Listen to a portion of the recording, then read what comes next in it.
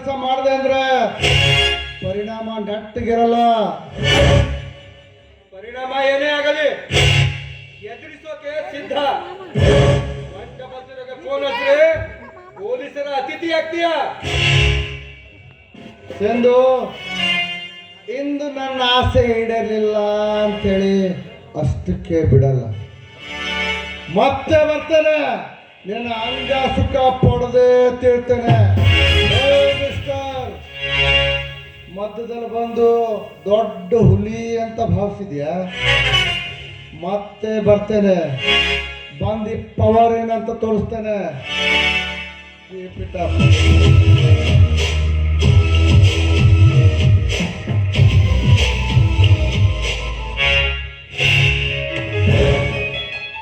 ಕಾಯ್ತೇನೋ, ಕಾಯ್ತೇನೆ, ಖಂಡಿತ ಕಾಯ್ತೇನೆ.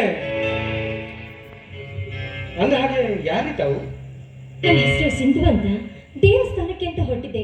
ಅಷ್ಟರಲ್ಲಿ ಈ ಕಿರಾತಕ ಬಂದ. ಸರಿಯಾದ ಸಮಯಕ್ಕೆ ಬಂದು ನೀವು ನನ್ನ ಮಾನ ಪ್ರಾಣ ಕಾಪಾಡಿದ್ರಿ. ನಿಮಗೆ ತುಂಬಾ ಥ್ಯಾಂಕ್ಸ್. It's okay. ಆದರೂ ನೀವು ಹೀಗೆಲ್ಲ ಒಂಟಿಯಾಗಿ ತಿರುಗಾಡಬಾರ್ದು. ನನ್ನ ಹೆಸರು ಪವನ್ ಅಂತ.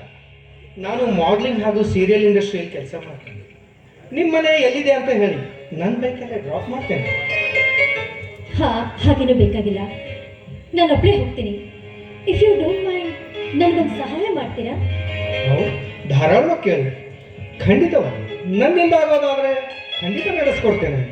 ನೋಡಿ, ನನಗೂ ಒಬ್ಬ ಅಣ್ಣ ಇದ್ದ. ಆದ್ರೆ ಈ ಕಿರಾತಕನಿಂದ ಅವನಿಗ ಜೈಲು ಪಾಲಾಗಿದ್ದಾನೆ. ನನ್ನ ಮನೆ ಪರಿಸ್ಥಿತಿ ತುಂಬಾ ಕೆಟ್ಟಾಗಿದೆ. ಅದಕ್ಕೆ ನಿಮ್ಮ ಇಂಡಸ್ಟ್ರಿಯಲ್ಲಿ ಯಾವುದಾದ್ರೂ ಒಂದು ಕೆಲಸ ಕೊಟ್ರೆ ನಿಮಗೆ ತುಂಬಾ ಉಪಕಾರ ಆಗುತ್ತೆ.